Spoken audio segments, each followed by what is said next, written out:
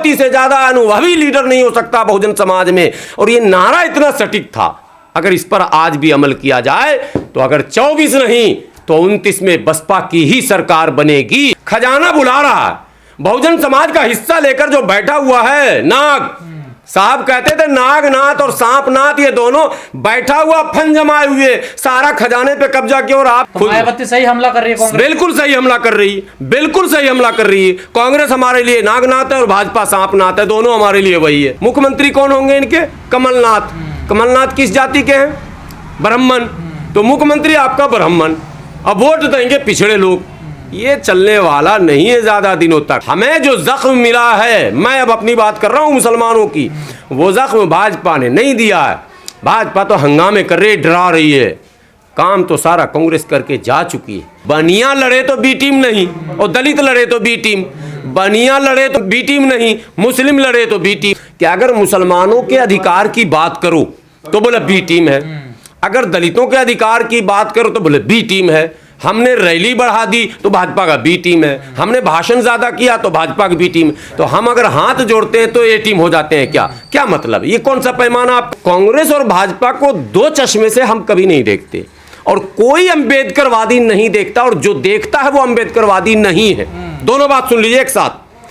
कोई अंबेडकरवादी नहीं देखता, और जो देखता है वो नकली अंबेडकरवादी है, झूठा है, मक्कार है, समाज को ठग रहा है। रामदास अठावले जैसा है। कांग्रेस से ही लड़कर हम आए थे, तो मैं अब कांग्रेस के खिलाफ न बोलूं, मैं बोलूं तो भाजपा ही बन जाऊं, मेरे ऊपर आरोप लग जाए कि ये आरएसएस के। अबे भाजपा का चर्चा क्यों करना है? उसने तो कह दिया मैं नहीं दूंगा, जा तुझे जो करना कर ले, तो मैं उसकी चर्चा कर रहा हूं। कि बहुजन समाज पार्टी का मध्य प्रदेश राजस्थान में खासा प्रभाव रहा है। मध्य प्रदेश का एक संभाग है ग्वालियर, वो तो हाथी में नीला नीला हो गया था किसी ज़माने में। मध्य प्रदेश का एक संभाग है सतना, वहाँ अर्जुन सिंह जैसे कद्दावर नेता को बहुत दूर फेंक दिया, पीछे छोड़ दिया बसपा ने। तो बसपा का एक बड़ा प्रभाव था मध्य प्रदेश में, और बसपा का प्रभाव था राजस्थान में। दुर्भाग्य थी पार्टी के लिए, या बहन जी के जो मुशीर सलाहकार थे उन लोगों ने किया, या बहन जी ने किया। मैं तो ये अंदर की राजनीति नहीं जानता, लेकिन इतनी बात जानता हूं कि अगर बहन जी रैलियां बढ़ा रही हैं, जनसंपर्क बढ़ा रही हैं, लोगों से मिल रही हैं, तो ये पार्टी हित में अच्छा कर रही है। रही बात ये कहने की कि ये बी टीम है, भाई मैं इसका समर्थक नहीं हूँ। अगर बहन जी बी टीम है तो केजरीवाल कौन सी टीम है? वो भी तो लड़ रहे हैं। केजरीवाल जो आम आदमी पार्टी चुनाव लड़ रही है छत्तीसगढ़ और राजस्थान और मध्य प्रदेश, तो बनिया लड़े तो बी टीम नहीं, और दलित लड़े तो बी टीम। बनिया लड़े तो बी टीम नहीं, मुस्लिम लड़े तो बी टीम। तो बी टीम सिर्फ ओवैसी और मायावती ही क्यों होंगी? अगर बी टीम ही होना है तो केजरीवाल भी होंगे। और बी टीम तो कांग्रेस भी कई राज्यों में है जहां कांग्रेस की कोई भूमिका नहीं है, मगर खूब उछलती है, खूब रैलियां होती हैं, खूब चुनाव लड़ते हैं, तो वो क्यों नहीं बी टीम? हर राज्य की स्थितियां अलग अलग है। पश्चिम बंगाल में कांग्रेस कौन सी टीम है, जरा हमको बता दीजिए। कांग्रेस बी है कि सी है कि डी है? कुछ तो बताइएगा आप। उड़ीसा में क्या है मामला? माने कई राज्यों में, अब झारखंड बिहार में कांग्रेस की क्या स्थिति है? कौन सी जगह पे आप रखेंगे? ए में, बी में, सी में क्या ये एक धारणा बनी हुई है कि अगर मुसलमानों के अधिकार की बात करो तो बोले बी टीम है, अगर दलितों के अधिकार की बात करो तो बोले बी टीम है। हमने रैली बढ़ा दी तो भाजपा का बी टीम है, हमने भाषण ज़्यादा किया तो भाजपा की बी टीम। तो हम अगर हाथ जोड़ते हैं तो ए टीम हो जाते हैं क्या? क्या मतलब? ये कौन सा पैमाना आपका? बिल्कुल नहीं। इसलिए बहन जी ने अगर रैलियां बढ़ाई हैं तो मैं तो आपके चैनल के जरिए बहन जी से कहता हूं कि साहब कांशीराम के उस नारे को याद कर लीजिए, जो नारे उस दौर में लगाए गए थे, जो स्लोगन साहब ने दिया था, उसमें एक ये भी था कि दलित मुसलमान करो विचार, कब तक सहोगे अत्याचार। बहन जी, मुसलमान आज भी अत्याचार सह रहा, और आप सिर्फ दलितों की पार्टी बना रहे हैं, जबकि आपकी पार्टी का नाम बहुजन समाज पार्टी है। बहुजनों की ये पार्टी है, किसी एक जाति की पार्टी नहीं है। लेकिन ये भी ठप्पा आप पर लगता है आपके समाज के द्वारा, यानी नॉन जाटव और नॉन चमार के द्वारा। जो सच्ची तस्वीर है वो मैं कह रहा हूं कि ये पार्टी केवल जाटवों और चमारों को ही प्रतिनिधित्व देती है। तो इस धारणा के खिलाफ भी आपको, ये भी चुनौती है आपके लिए। आपको ये दर्शाना पड़ेगा कि हम बहुजन ही हैं। पर ऐसा है नहीं ना, देखिए आरोप ही तो है। देखिए फिर मैं क्या करूं, जो आरोप है इसको केंद्रीय नेतृत्व को दिमाग में रखना पड़ता है। हम पर कोई आरोप कोई लगाता है तो मुझे इस बात को दिमाग में रखना पड़ता है कि आरोप हम पर लगाए जा रहे हैं, तो मुझे सतर्कता बरतनी है, मुझे सावधानी रखनी है, ताकि इस आरोपों का हम निवारण कर सकें और हम ये सिद्ध कर सकें कि ये निराधार है, इसका कोई आधार नहीं। ये सिद्ध करने के लिए आपकी गतिविधियां दर्शाएंगी तब लोग मानेंगे। तो अप टू नाउ ये जो पैसे का लेन देन हुआ और ये जो टिकटों का माने बंदर बांट हुआ और धन्ना सेठों ने जो पैसे के बल पर बसपा का टिकट खरीदना शुरू किया, जिससे पार्टी की छवि धूमिल हुई, तो अब समय आ गया है कि जो समर्पित नेता है, जो समर्पित कार्य करता है, जो समाज के दुख और दर्द को समझता है, जो समाज के प्रति गंभीर और संवेदनशील है, बहन जी को चाहिए कि वैसे लोगों को अवसर दीजिए।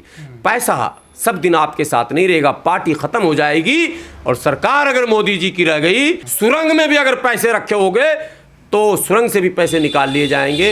इसलिए मैं कह रहा हूं बहन जी, आपके प्रति अभी भी समाज के एक बड़े तबके आशा भरी निगाहों से देखते हैं।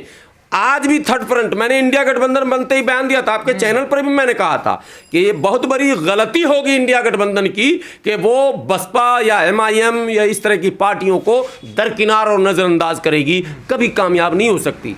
एक तबका है जिसकी आस्था, जिसका विश्वास अभी भी बहन जी पर है, उसका विस्तार भी हो सकता है, वो बढ़ भी सकता है, क्योंकि साहब कांशीराम के ज़माने में वो ग्राफ बढ़ता बढ़ता बढ़ता गया।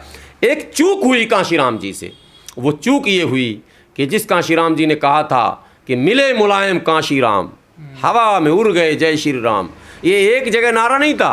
मैं बड़ा मैच्योर हुई इस मामले में, मुझे वो दृश्य याद है, दीवारों पर लिखे जाते थे और ब्रश नहीं था उस जमाने में, दातुन से और नील से, जो दातुन करते थे ना, दातुन, वो दातुन को दांत से चबा के कार्यकर्ता नील लेते थे डब्बा में और दीवारों पे लिखते थे। भाई उन कार्यकर्ताओं का क्या हुआ जिन्होंने जान हथेली पर लेकर इस पार्टी को सहेज के लाया, यहाँ तक भूखे रहकर, रोटी नहीं मिलती थी, चूरा फाँक लिया, वो क्या कहते हैं चना खा लिया, कुछ भी खा लिया, उन्होंने पार्टी को यहाँ तक लाया। उनके मन में ये था कि वो मनुवादी सोच, वो सामंती सोच जिसने बरसों से हमारे अधिकार पर डाका डाला है, अब समय आ गया है कि हमें मुक्ति मिलेगी, और मुक्ति मिल भी गई थी। लेकिन साहब कांशीराम ने जाते जाते उस भारतीय जनता पार्टी को, जो उस जमाने में अछूत थी, वो पार्टी जिसे कोई छूना नहीं चाहता था, देखना नहीं चाहता था, उससे हाथ मिलाना नहीं चाहता था, उस अछूत पार्टी से बीएसपी ने हाथ मिलाया। और वो दिन आप याद कीजिए और आज का दिन याद कीजिए। आज 2024 में बहन जी को प्रधानमंत्री होना चाहिए था, लेकिन दुर्भाग्य है कि परिस्थितियां ऐसी हैं कि गठबंधन में लेने को कोई तैयार नहीं है। मैं कह रहा हूं कि बहुजनों का हक और अधिकार है प्रधानमंत्री बनने का इस देश में, और मायावती से ज्यादा अनुभवी लीडर नहीं हो सकता बहुजन समाज में, स्टालिन से ज्यादा अनुभवी लीडर नहीं हो सकता बहुजन समाज में। लेकिन दुर्भाग्य है कि ये लीडरान अपने अपने दायरे में सीमित हैं।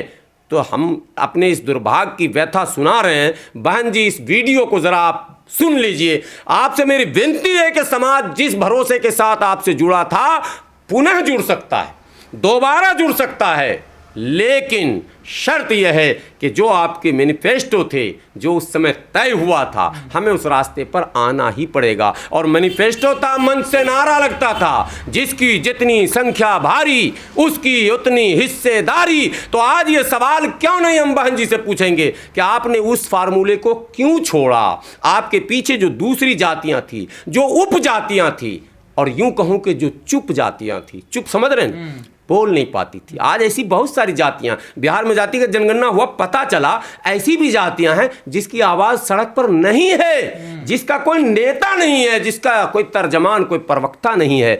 भाई हम अगर नेता हैं, हमारी नज़र वहाँ होनी चाहिए कि भाई उसका भी तो कुछ हिस्सा है। और ये नारा इतना सटीक था, अगर इस पर आज भी अमल किया जाए तो अगर 24 नहीं तो 29 में बसपा की ही सरकार बनेगी। लेकिन शर्त है कि आपको ईमानदारी के साथ जिसकी जितनी संख्या भारी उसकी उतनी हिस्सेदारी वाले नारे पर आना पड़ेगा, वरना वो हो जाएगा मोदी जी वाला सबका साथ, सबका विकास और सबका विश्वास। तो हम तो कहते हैं वहाँ संघ का साथ, संघ का विकास, हम लोगों का तो विकास किसी का हुआ ही नहीं है। लेकिन बहन जी के बारे में एक नारा लगा था, जिसकी जितनी थैली भारी उसकी उतनी हिस्सेदारी। अब मैं हाथ जोड़कर प्रार्थना करता हूं बसपा के तमाम, अभी नए लीडर आ गए हैं आनंद जी, मैं उनसे भी कहता हूं थैली की तरफ ध्यान छोड़ दीजिए। पूरा थैला आपके पास आ जाएगा, पूरे देश का खजाना ही आ जाएगा आपके पास। खजाना बुला रहा है, बहुजन समाज का हिस्सा लेकर जो बैठा हुआ है नाग साहब, कहते थे नागनाथ और सांपनाथ, ये दोनों बैठा हुआ फन जमाए हुए सारा खजाने पे कब्जा किया, और आप छोटी छोटी थैली पकड़ रहे हैं, 2 करोड़ लाओ, 5 करोड़ लाओ, 10 लाख लाओ, 5 लाख लाओ, कैसे काम चलेगा? तो इसलिए अधिकार के लिए लेकिन आजकल जो बहन जी रैली कर रही हैं उसमें सबसे ज्यादा हमलावर वो कांग्रेस पे हो रही है, लेकिन सरकार तो को बीजेपी की, तो ऐसा क्यों कर रही है बहन जी? नहीं, बीजेपी की सरकार हो या कांग्रेस की सरकार हो, हमारे लिए गंगाधर ही असली शक्तिमान है। सुना था ना एक सीरियल, शक्तिमान सीरियल था, बोला गंगाधर ही असली शक्तिमान है। तो कांग्रेस और भाजपा को 2 चश्मे से हम कभी नहीं देखते, और कोई अंबेडकरवादी नहीं देखता, और जो देखता है वो अंबेडकरवादी नहीं है। दोनों बात सुन लीजिए एक साथ, कोई अंबेडकरवादी नहीं देखता, और जो देखता है वो नकली अंबेडकरवादी है, झूठा है, मक्कार है, समाज को ठग रहा है, रामदास अठावले जैसा है। अब सीधी बात, नाम लेने में मुझे नहीं डरना, मंत्री होंगे वो अपने घर के, मैं समाज की बात कर रहा हूं। तो समाज की बात करने वाला कभी भी ये कहेगा कि कांग्रेस से ही लड़कर हम आए थे। बहुजन समाज पार्टी की स्थापना कांग्रेस के नीतियों के विरुद्ध, आरजेडी की स्थापना, वो जो सामाजिक न्याय की बात लालू जी ने की थी वो कांग्रेस के खिलाफ, टीएमसी आई थी कांग्रेस के खिलाफ, बीजेडी जो आज उड़ीसा में है, बीजू जनता दल, वो कांग्रेस के खिलाफ बनी थी, सपा कांग्रेस के खिलाफ बनी थी, झारखंड मुक्ति मोर्चा कांग्रेस के खिलाफ बनी थी। मतलब भारत में वो तमाम पार्टियां जो आज बहुजनों की पार्टियां कहलाती हैं, टीएमसी को छोड़कर, वो तो ब्राह्मण की पार्टी है, वो तमाम पार्टियां कांग्रेस के खिलाफ बनी थी, उनकी पॉलिसियों के खिलाफ, उनके तमाम नीतियों के खिलाफ। ऐसा क्या कांग्रेस में बदलाव आ गया कि आप कांग्रेस से इतने करीब हो गए कि कांग्रेस की पॉलिसियों का विरोध नहीं कर रहे हैं? आज राहुल गांधी ने कहा कि हम जातिगत जनगणना कराएंगे। राहुल गांधी जी, आपको जातिगत जनगणना कराना था, इतना आपको आंकड़ा नहीं है, बिहार से कुछ अंदाज़ा ले लेते, सीख लेते, तो आपने मध्य प्रदेश में टिकट कितना दे दिया? मुसलमानों को 2 टिकट, इतने बड़े राज्य में 8% वोट और टिकट 2, 8% का शेयर कितना होगा 250 सीट में? 8% का शेयर 250 सीट में कितना होगा? 16-17 होगा। तो मैं अब कांग्रेस के खिलाफ न बोलूं, मैं बोलूं तो भाजपा ही बन जाऊं, मेरे ऊपर आरोप लग जाए कि ये आरएसएस के। अबे भाजपा का चर्चा क्यों करना है? उसने तो कह दिया मैं नहीं दूंगा, जा तुझे जो करना कर ले, तो मैं उसकी चर्चा कर रहा हूं। तुमने कहा मैं दूंगा, तुमने टोपी भी पहन लिया, अफ्तार में पार्टी में भी बैठ गए, तुम नमाज भी हमारे यहाँ पढ़ लिए, तुमने हमें टोपी भी पहना दी। तो मायावती सही हमला कर रही है कांग्रेस? बिल्कुल सही हमला कर रही है, बिल्कुल सही हमला कर रही है। कांग्रेस हमारे लिए नागनाथ है और भाजपा सांपनाथ है, दोनों हमारे लिए वही है।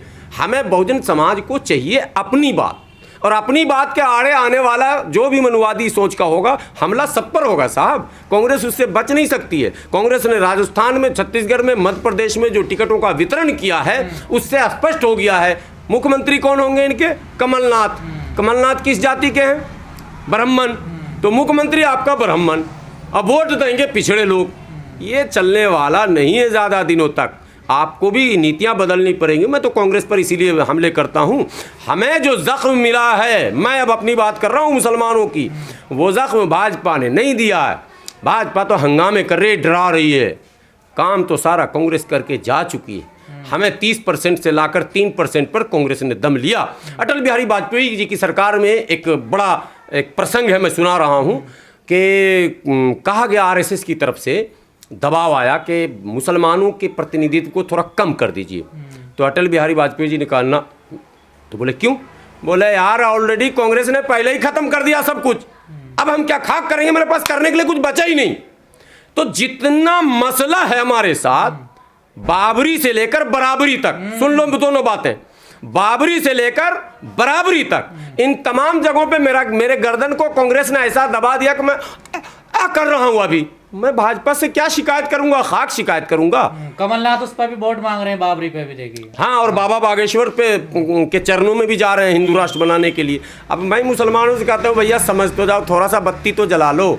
क्या मुसलमानों की भी सोच है, पता नहीं बगैर मांगे कांग्रेस के पीछे भागा जा रहा, और पता नहीं क्या आगे जाके वो खाई भी है, आंख बंद करके भागोगे, खाई में गिर जाओगे। आंखें खोलो, दिमाग के बत्ती जलाओ, दुनिया को देखो, समझो और फिर बोलो। डरने से कुछ नहीं होगा। आपको परखना पड़ेगा, पढ़ना पड़ेगा, समझना पड़ेगा, तौलना पड़ेगा, नापना पड़ेगा और बोलना पड़ेगा।